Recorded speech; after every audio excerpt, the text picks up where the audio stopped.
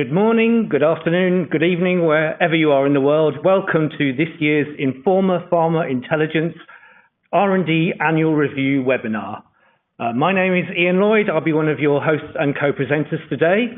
My role at Informa is I'm the Senior Director for Pharmaprojects, Informa Pharma's drug pipeline tracking service. It's something I've been working on for almost 30 years now, and for the past 25 or so of these, I've also produced an annual report taking a snapshot of the drug pipeline as it is each year and comparing it to similar data in previous years to ascertain trends in the industry.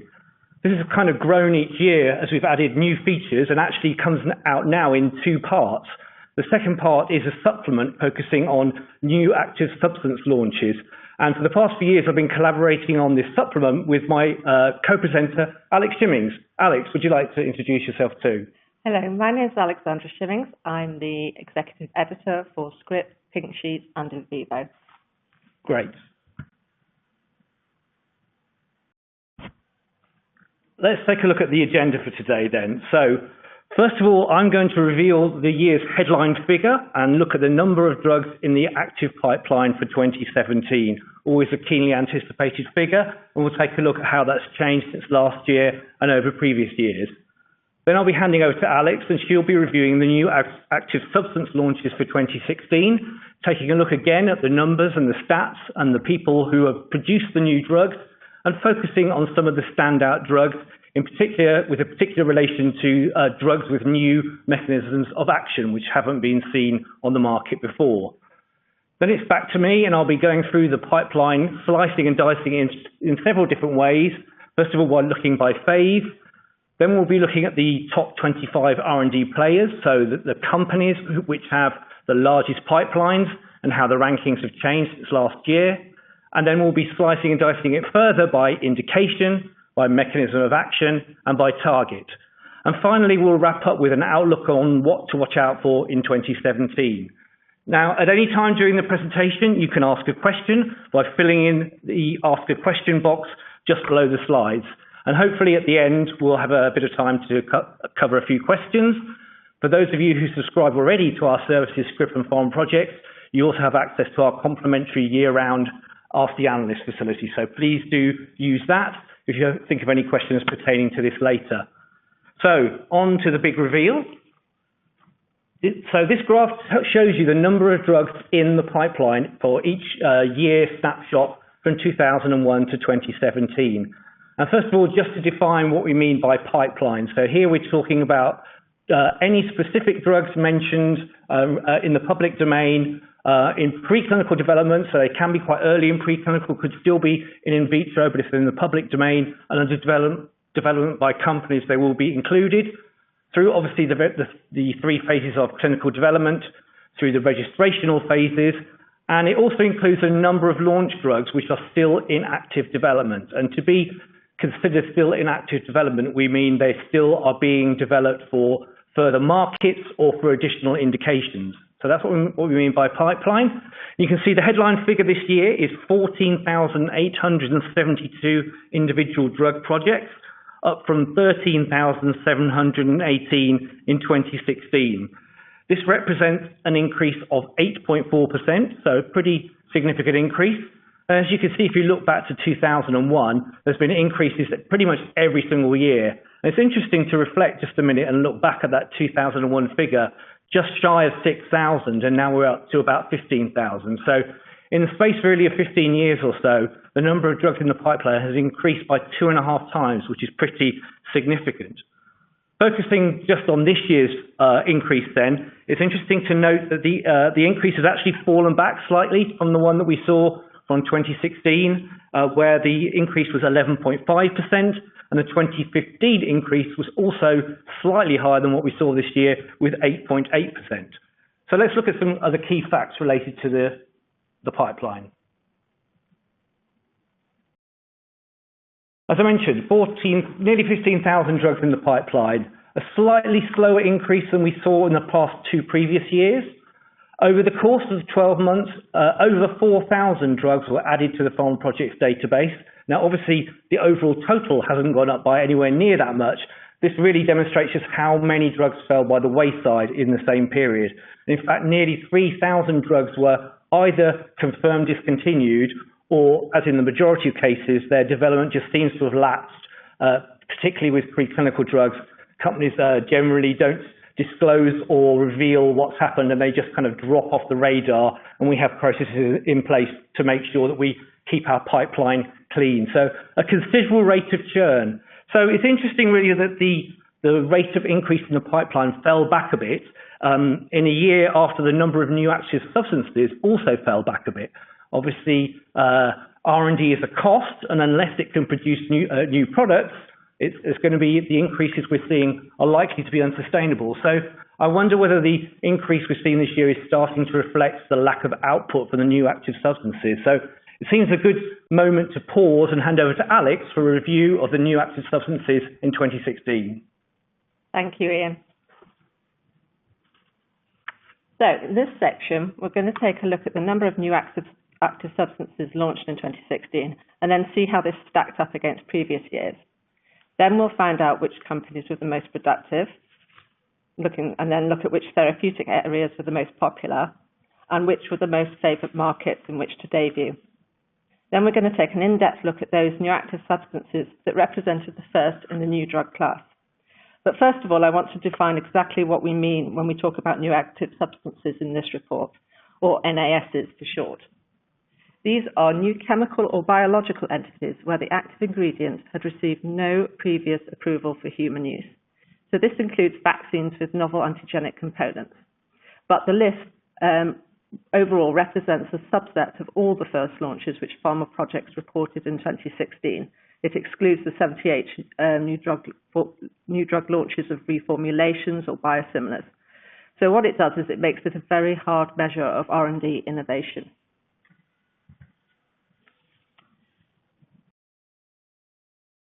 So this chart shows the number of new active substances launched by year, starting with the year 2000 right on the left through to 2016, where you can see that there were 41 NASs launched for the first time. So each bar has the new vaccine split out at the top in pink, and this is to emphasize the underlying number of new drugs, which is in purple. Now looking at it, you can see that there was a real dip in the first decade of the century, when the numbers went as low as 23 in 2004. But since then, the trend has been firmly upwards until it really peaked in 2014 at 63. And if you want a comparison, in the 1990s, the figure of new active substance launches was generally in the 40s. So as you can see, even though the past few years have seen drops in the headline number of new active substances launches, the overall figures are not actually that bad when you look at them over the longer term. It seems that the 2014 tally of 63 is an exception. And it must be remembered that during this year, we saw a launch of 7 new drugs to treat hepatitis C. And that's the kind of output for one indication which we're not going to see anytime soon again. So next, we're going to take a closer look at the NAS class of 2016.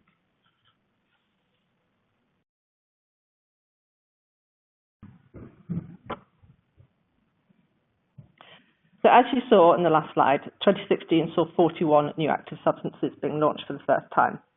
This is an 11% drop on 2015's total of 46, which in itself was a 27% drop on the record-breaking previous year.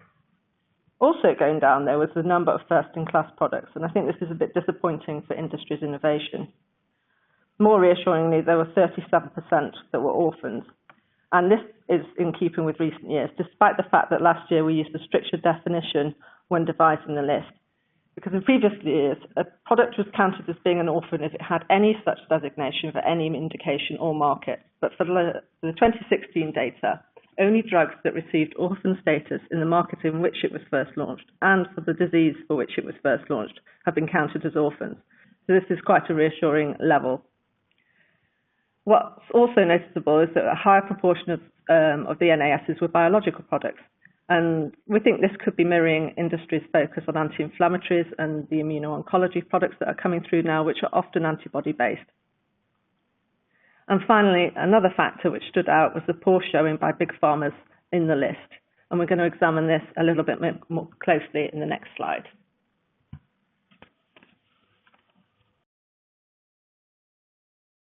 So this table lists the top companies by number of NAS launches in 2016, and it also gives their position when listed according to the size of their overall pipeline.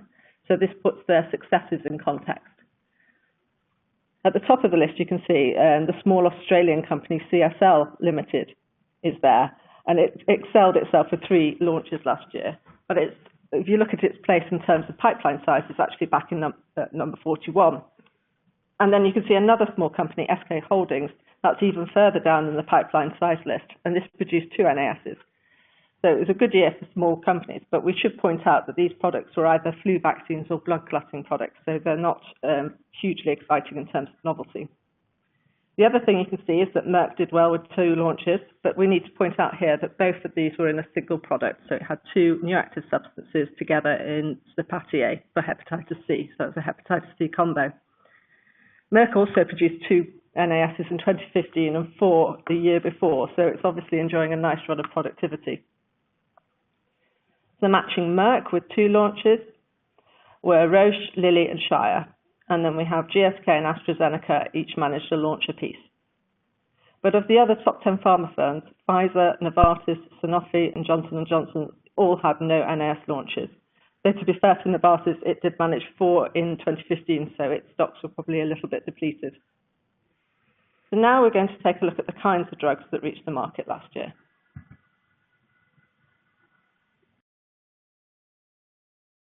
So this donut chart represents the number of new active substances by different therapy areas. And it shows that the largest bite went to the anti-infectives, with 12 new active substance launches, and that's including 7 vaccine products. So if we strip out those vaccine products, then neurologicals becomes the biggest segment, and that had 6 new products. Then there is a tie for second place between the anti-infectives, anti-cancers, and the alimentary metabolic products, with 5 new active substance launches each. So this tally for anti-cancers is a little bit disappointing if we compare it with 2015. In that year, the anti-cancer group produced 14 new products. And this is especially a little bit worrying considering how much R&D effort is going into anti-cancers at the moment, and it accounts for fully a third of the pipeline. So there's a huge amount of money going into that. So it's a bit of a worrying dip. It's difficult to say for certain what's behind that drop, but we think that there could be several factors in play. And what it may be is that there's been a rush to market in recent years that's been set in train by different rules in the US in particular with breakthrough therapy. And perhaps this has left a lag, as the rush to market has left a lag in its wake. And the other factor is that there has been a bit more of a focus of developing single drugs for multiple indications and for combination use, especially with the new immuno-oncology agents. And that also could have had a knock-on effect. So it's going to be interesting to see how the anti-cancers perform in the NAS lists in future years. So now we're going to take a quick look and see where these products were launched.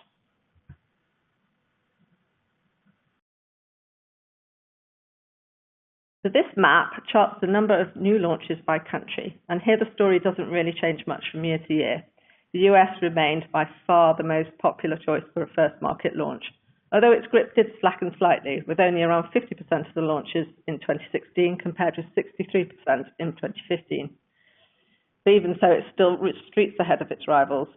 Next came Japan and South Korea with 4 launches apiece, but some of those were flu vaccines.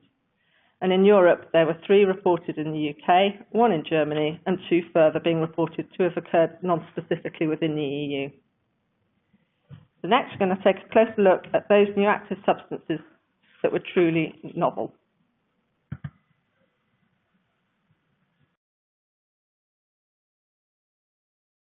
So this section is in 3 parts, and we're going to take a deeper dive into those products which had entirely novel mechanisms of action. First, we're going to take a look at the anti-cancer sector. It might have had a sluggish year, but it did manage to produce 3 first-in-class products. The most notable of this was the anti-PD-L1 monoclonal in the checkpoint inhibitor immuno-oncology class, and that's Roche's Tecentriq. It's joined the pioneering anti-PD-1s, Bristol Myers Squibb's Vivo, and Merck & Co's Keytruda, to shake up this very active area. So Tecentriq was initially launched for bladder cancer, but then its indication has been broadened to include the much larger indications of non-small cell lung cancer. However, this year, already in 2017, we've had other competing anti-PD-L1s have followed it onto the market, and that's Pfizer's avelumab and AstraZeneca's durvalumab. Second on the list, we have Roche's second NAS, and that was developed with AbbVie. It's called Venclexta and targets BCL2. Overexpression of this anti-apoptotic protein causes aggressive B-cell malignancies when it's combined with overexpression of the proto-oncogene MYC. Finally, we've got Lilly's Lartruvo, which targets platelet-derived growth factor receptor. And while there have been a number of anti-cancer drugs hitting the PDGF kinase, this is the first to hit the receptor, so it's a little bit different. It was launched in the US in October for soft tissue sarcoma, which is an orphan disease.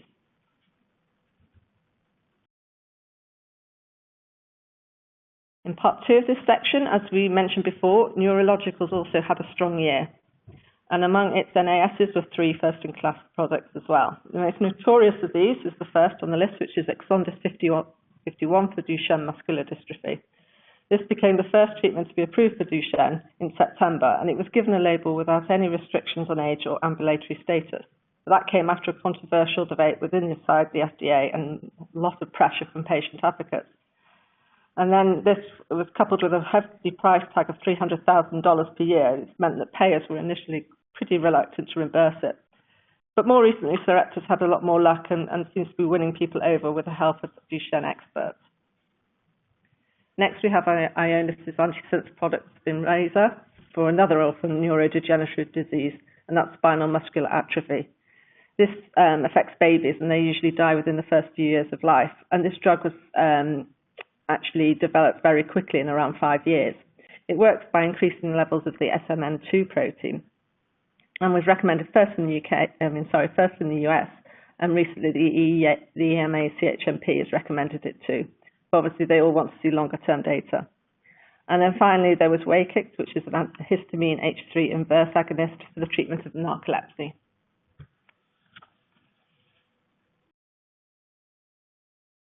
So the remaining 3 first-in-class products span 3 different therapeutic areas.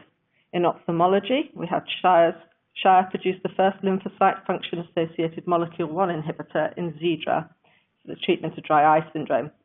LFA1 is a pro-inflammatory T-cell surface protein, and it mediates the chronic inflammatory cascade associated with dry eye disease. Then there's Ironwood Pharmaceuticals Urampic, and this is the first inhibitor of URAT1, a urate transporter and urate anion exchanger, which regulates the levels of urate in the blood. Ironwood is going to follow it up now with a combination drug with the older product allopurinol, and that's awaiting US approval. And finally, we've got Intercept, which launched the first Farnesenoid X receptor agonist on the market for liver disease, and it's called Ocaliva. So now I'm going to turn back to Ian, and he's going to take you on an in-depth look at the current pharma pipeline. Thanks very much, Alex.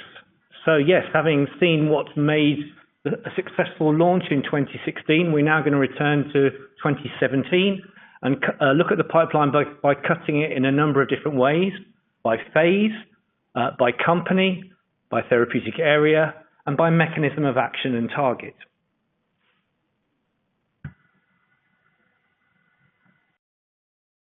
So firstly, here's the pipeline broken down by global development phase. And what you can see here is the number of drugs which were at each global development phase in 2016 in the pink bars to the left, and the current figure for 2017 in the dark purple bars to the right. So I think the first thing to notice here is you can see that the increase that we've seen in the pipeline as a whole is pretty much spread across the whole of the different development phases. Slight exception to this maybe is preclinical, which slightly outperformed. It's obviously always the most difficult one to track because it depends a lot on disclosure from companies. But this year we saw an extra 632 drugs at preclinical, which gives this phase an increase of 9.2%, so slightly outperforming the 8.4% we saw as the pipeline as a whole. If we go on to the next slide, we're going to look a little bit more detail at the key clinical phases, because obviously these are the drugs which are currently going through the intensive testing, and these will be hopefully the NASs of tomorrow. So here we've actually taken a look a bit further back from 2007 up to the current year, so a whole decade's worth of data here.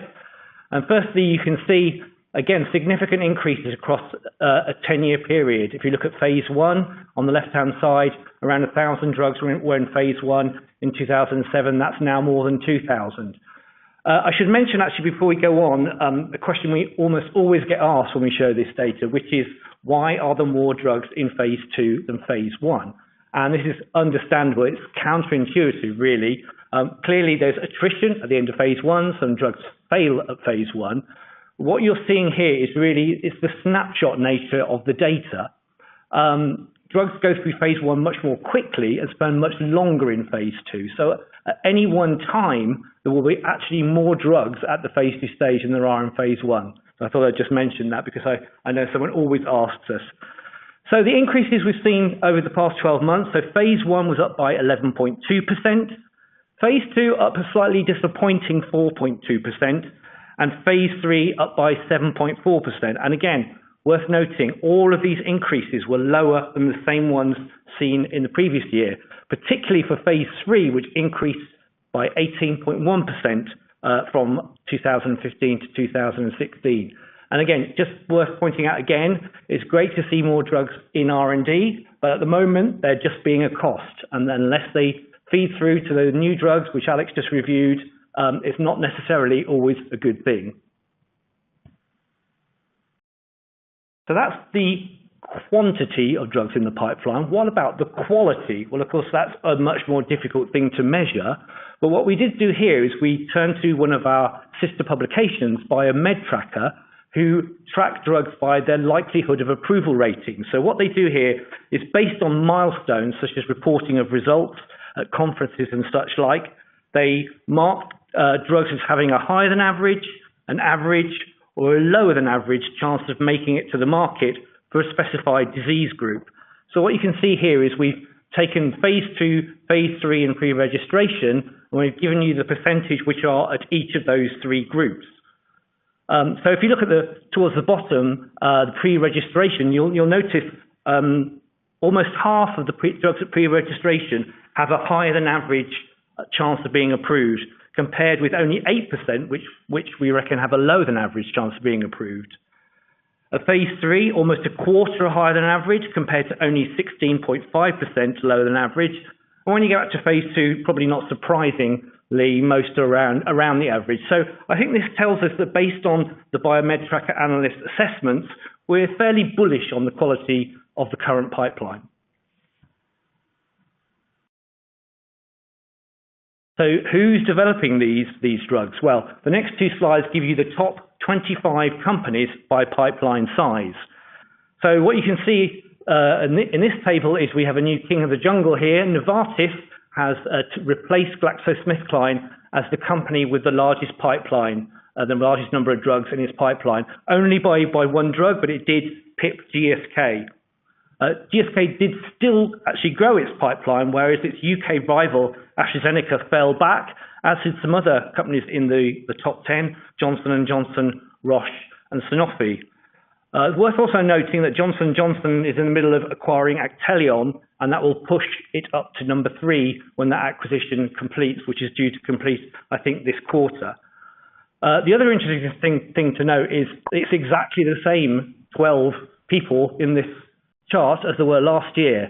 So really indicating there's no significant merger and acquisition activity of a large scale, and we've really seen nothing in this area of large scale since Pfizer failed to acquire AstraZeneca a year or so ago back. Here's the 12 to 25, and what you can see here is that Shire is up after its acquisition of Baxalta, probably the only kind of significant to medium-sized acquisition we've seen.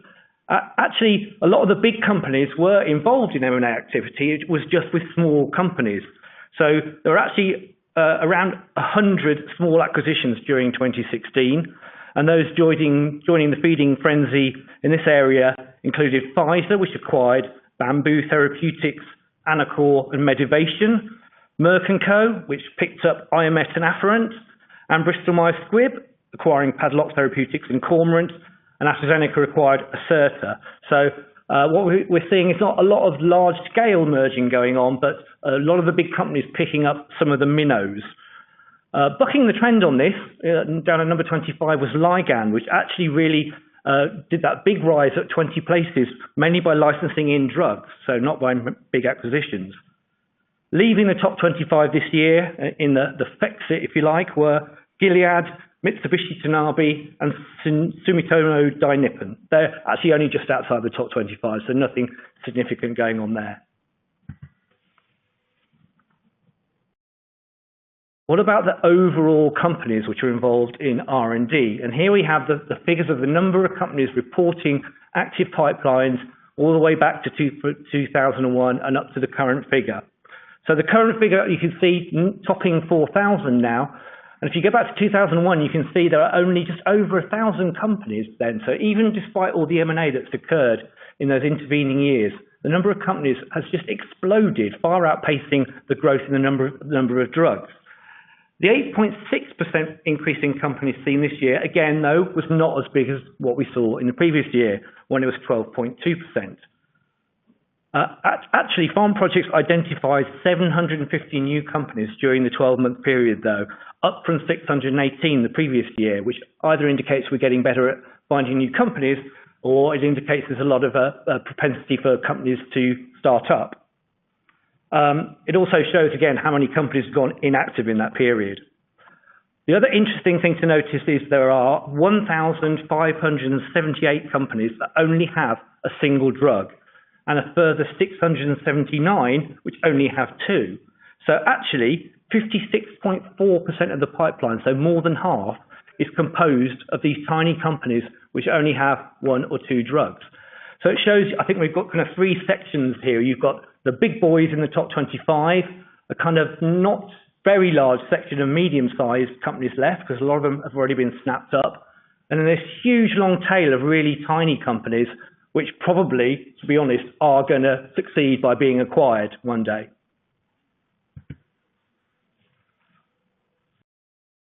Where are the companies operating? And these donut charts tell you the headquarters of the companies involved in pharma R&D as of 2016 and 2017. And the news here really is the rise of Asia, which has increased its share from 16% last year to 19% this year, which is quite a significant increase if you think about it. This has happened somewhat at the expense of the US and Europe, which both fell back by 1%. Within the EU, though, the UK actually increased by 1%. And obviously, for us in the UK, Brexit is a major preoccupation at the moment, and we're very interested to see how this is likely to change, whether companies will move their headquarters out of the UK, or whether it will lead to an uptick in new companies setting up in the UK if market conditions are different. It could go either way. Definitely something to watch.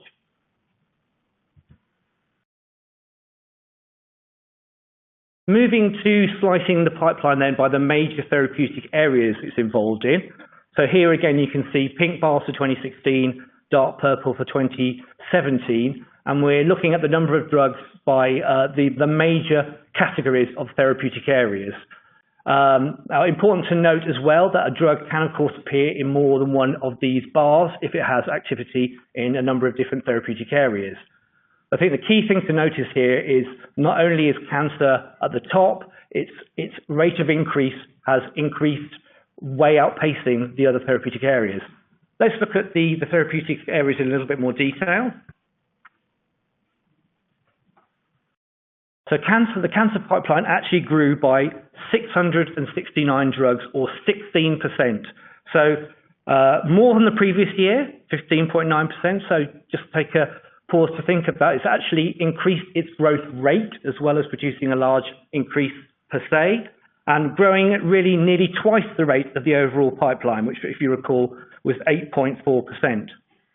Anti-infectives also posted double-digit growth of 11.1%, but the second largest therapeutic area, CNS, only grew by a very modest 1.2%. And actually what we saw this year for the first time was some of the smaller therapeutic areas actually posting a decline, one of these being respiratory.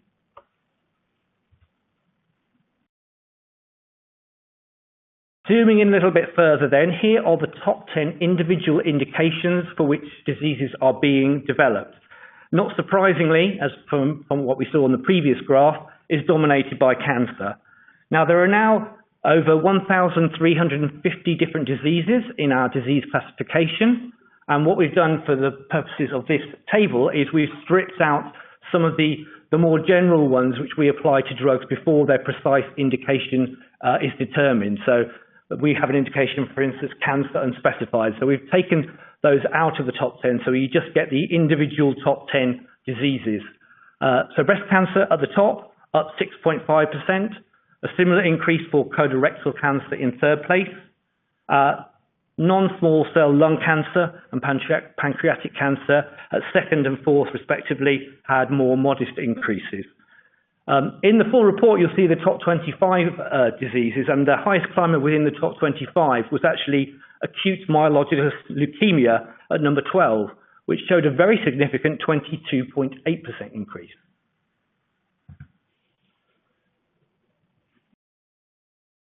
So what kinds of drugs are being developed these days? There's been a lot of talk about the move towards biologicals. So what we've done here is for the past 22 years or so, we've split the pipeline by small molecules or other, so synthetic molecules or naturally derived small molecules against biologicals. So the biologicals will include things like recombinant proteins, the vaccines, monoclonal antibodies, gene therapies, cell therapies, all that kind of thing. And we've now seen in 2017 the percentage or the proportion of the pipeline which biologicals accounts for is now up to 37.8%. You can see throughout the noughties, it was increasing but only very slowly. And you'll see there's been an acceleration in the increase in the past few years. So probably things like immuno-oncology are driving these increases. And in fact, the fact there are more biologicals in the pipeline these days has also meant that the percentage of drugs delivered by injection has increased over the past 12 months from 50 to 52%. Here's the top mechanisms of action. Now, many of these, because of the hierarchical nature of our classification, are very broad. So I'm not going to go into too much detail on this. There is basically one story on this slide, and that is the anti-cancer immunotherapy category, which is the term we use for immuno-oncology at number 2. You can see that's gone up from 399 drugs in 2016 to 889. Absolutely extraordinary increase, 123% increase.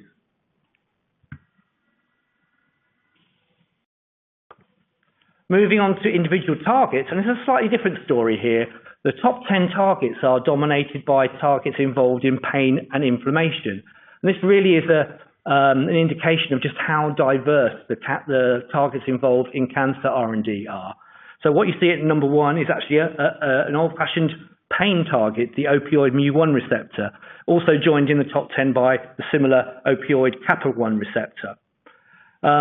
Within the cancer area, VEGF-A shows a big increase in the top 10, up 30%. Also, you get the top 25 in the full report as well. And the other thing to notice outside of the top 10 is the amyloid beta A4 protein rose 10 places up to number 17, which is quite interesting considering the very high profile failures we've had at some drugs in phase 3 in the past few years targeting this protein and related areas. So clearly the amyloid hypothesis, despite the fact it has quite a few doubters, is by no means dead as yet. So the key facts for mechanisms and targets. So I mentioned immuno-oncology grew by a frankly staggering 123%. And it's really worth noting that this is despite the fact that a very, very high percentage of these are not on the market yet. There are very few hitting the market yet. So there's been a few setbacks in this area as well recently. So clearly the industry is charging herd-like in this direction. Whether the amount of money being invested in this area will ultimately lead to lots of new growth and can be justified really remains to be seen, but there's clearly a lot of confidence in this area.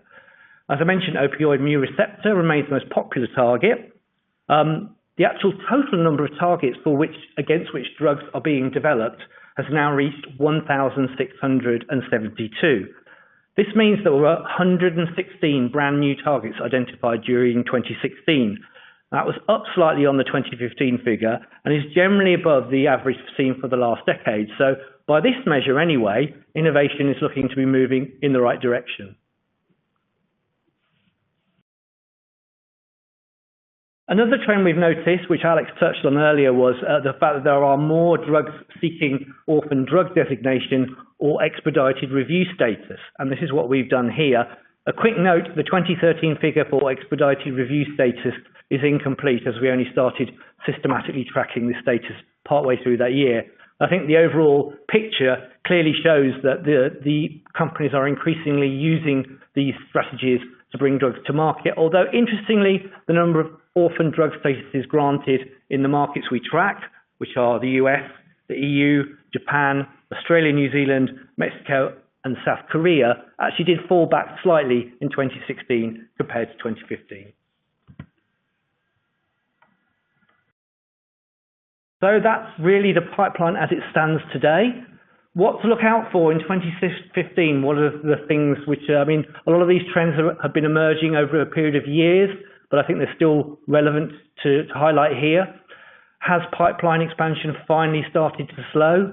And if so, is this because the lack of new active substance output is holding back R&D finally? Can cancer continue, as it has done every single year since we've been measuring it, continue to take an ever larger share of drug development? And this year it looks like it's actually doing so at the expense of other therapeutic areas. Is this healthy? Is the era of mega mergers over? Is it too risky, too expensive? Are there not really the companies around which are acquirable? Are companies going to continue to grow by licensing in or just acquiring new, innovative, fleet-of-foot small companies, of which we've seen there are very many? I think the key question is the focus starting to shift away from developing completely new drugs to incremental innovation? We saw novelty decreasing this year. So really, are companies going to be developing kind of similar drugs and just adding slightly better properties? And are they more focused on portfolio management? We're definitely seeing the number of different diseases each individual drug is being applied to increasing. So is this actually what's holding back NASs? So talking of NASs, before we wrap up, I think it'll be interesting to see how the NAS landscape is looking so far in 2017, what's made it and what's to come. So for that, I'm handing back to Alex. Thanks, Ian. So yes, now I want to look ahead and see what we can expect to see in terms of new active substances in 2017. And already the signs are that we're going to be in for a really good year. And that's if the actions of the US FDA are anything to go by, and history tells us that they pretty much are. So for 2016, what happened was that the US FDA produced the smallest approval tally in years, with only 28 new molecular entities and new therapeutic biologics being approved. However, what was interesting last year was that even though there were few, the average review time was the shortest in memory, at about 10 months. This was put down to the very high proportion of priority reviews. Fully 2/3 of the products approved had such a priority review. And then there was the breakthrough therapy designations, which helped speed the process further for 7 products. But also interesting was the fact that even the standard reviews went through quicker than normal last year. But 2017, this is looking different so far for quite a different reason, and there's been a substantial uptick in the number of drugs already approved by the FDA so far this year. And there are plenty left under review with user fee goal dates in 2017. So this slide lists just some of the more interesting products that have already been approved this year and should make it onto the NAS list next year, for 2017. And as you can see, it includes the 2 anti-PD-1 monoclonal antibodies, which I mentioned before, avelumab and durvalumab. And like Tecentriq, as we discussed earlier, their licenses were for the smaller indications to start with, but they too are going after the much larger lung cancer territory. Other interesting new products include Roche's Ocrevus, and that was approved recently for both relapsing, remitting, and primary progressive multiple sclerosis. What's interesting about this is that it's the first product to have an indication specifically for primary progressive disease. And then Roche shocked the market a little bit further because it took the interesting decision to launch it at a very competitive price rather than trying to leverage the higher price out of the primary progressive label.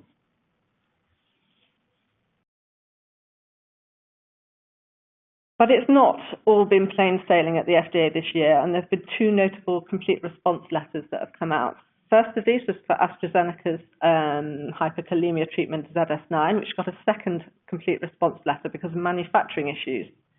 This gives its rival Galenica's Beltesa more time to dominate the market. The product ZS9 did have better news in the EU though, because the CHMP granted it a positive opinion in February, which will be a bit of a relief once it's on the market for AstraZeneca, because it paid a hefty $2.7 billion to get its hands on this product when it acquired its originator, ZS Pharma, in late 2015, and it had hoped that it would be garnering revenues in 2016. Also getting a CRL was Lillian Insight. The FDA wants to see more data for its oral selective JAK1/2 inhibitor baricitinib for rheumatoid arthritis. The letter came in April, and that was 3 months after its original user fee deadline, so the product had already been pushed back by 3 months, and the timing of the resubmission is not known yet. But what it means is that baricitinib is likely to get overtaken by two rival products that appear further down on the list of new drugs with action dates for later in 2017, and that is Sanofi Regeneron sarilumab and GlaxoSmithKline and Janssen's sirukumab. Both these products target the interleukin-6, and sarilumab has actually already been approved in Canada, so it's looking promising for that one. Three other notable new drugs that will hopefully be included in next year's NAS list are another anti-inflammatory product from J&J, and that's guselkumab, and that targets interleukin-23 and is under review for plaque psoriasis. Also, there is Portola's factor Xa inhibitor, betrixaban. The company, Portola, also is hoping to refile soon its reversal agent, Andexxa, this quarter, and that's hoped that that arrival will help boost use of these novel oral anticoagulants. Andexxa was rebuffed by the FDA last August in one of last year's disappointments. And then finally, we want to highlight Amgen and UCB's novel treatment for osteoporosis, and that's romosozumab. This is an anti-sclerotin antibody and has a user fee goal date in July, and that it should come shortly after the extended June the 30th user fee date for one of its rivals. That's Radius Health's anabolic product, abaloparatide. So there's going to be a bit of a shake-up in the osteoporosis market, hopefully. So as you can see, 27 shaping up to be an interesting year. So now I'm going to pass you back to Ian. Thanks, Alex. So I think that completes our review of the new active substance launches for 2016 and the pipeline at the start of 2017. I think we just have time for a couple of questions that have come in during the webinar. So just taking a look here, I think there's one for you here, Alex. Someone picked up on the fact that anti-infectives were the biggest class of drugs and wondered how many of the non-vaccines in this area were actually novel antibiotics, presumably alluding to the crisis in... Yeah, no, what's interesting, as you said, there were 12 new active substances in the anti-infectives class, but when you're starting looking for novel antibiotics, you're going to have to search quite far. 3 of the products were Hep C, as we mentioned before. There were the 6 flu vaccines, another vaccines against enterovirus 71. One of the anti-infectives was for anthrax prophylaxis, so that doesn't really sort of count as another thing. The only anti-infective product for an everyday kind of infection was a cream called Zebiax, which was launched in Japan for impetigo and acne. And that was launched by the Japanese firm Maruho, and so it seems like it's a fairly domestic product. Also, it's a fluoroquinolone-based product, so it's not particularly new, and I've not heard of it being launched elsewhere. So a bit of a disappointing tally there, and it shows that attempts to encourage new treatments for MDR infections are not bearing fruit at this extreme end. Hopefully, we should get more coming through the pipeline soon, and hopefully in future it will be a bit of a different story, but not much to reassure us this year. So nothing novel and certainly no sign of any new mechanisms of action in that area? No. Okay, thanks. So here's one I think I'll take. What trends have you noticed in CAR T cell therapy R&D projects, given the widely reported setbacks in this area? Well, certainly that's definitely a hot area. It's definitely had some setbacks. We haven't really noticed an effect on the size of the pipeline thus far, and the area really still on the rise. I think last time I looked, there was 166 CAR T projects in the pipeline compared to about 100 the same time last year, so still increasing. And I think it's worth noting that this was still in single digits as recently as 2014, so it's still very, very new. We'll have to see, I guess. It kind of really demonstrates the inherent risk of cutting-edge R&D, really. And also worth noting, I think we've seen both antisense and gene therapy similarly have large pipelines get hit by really bad, high-profile problems to the point where they actually fell back hugely, and they're both recovered. Gene therapy is certainly having a bit of a renaissance at the moment, and actually two of the novel NASs that you referred to earlier, Alex, are actually antisense drugs. So the fate of a new technology like this could go one of two ways. It's either going to completely hit the barriers and crash, or if it doesn't, then the story could evolve over a long period, 20 years we're talking about for the story of gene therapy and antisense therapy to evolve, and it's still not over yet. It's still a moving target, really. So I guess that just shows that lots of these trends in R&D, they only really emerge over time. So yeah, fashions change slowly. Indeed. So I think that wraps up our presentation for today. If you submitted a question that we didn't get to, we'll endeavour to get back to you via email in the next few days. You'll also receive a recording of this presentation along with the slides, I think tomorrow. If you didn't think of a question but you do subsequently, we'll be happy to receive your question. Please email pharma@informa.com and we'll hopefully be able to get back to you as soon as possible. So with that, we'd like to thank you all for your time today. Hope you found it interesting, and we hope to speak to you again roughly the same time next year. So have a great rest of the day, everyone, and goodbye. Goodbye.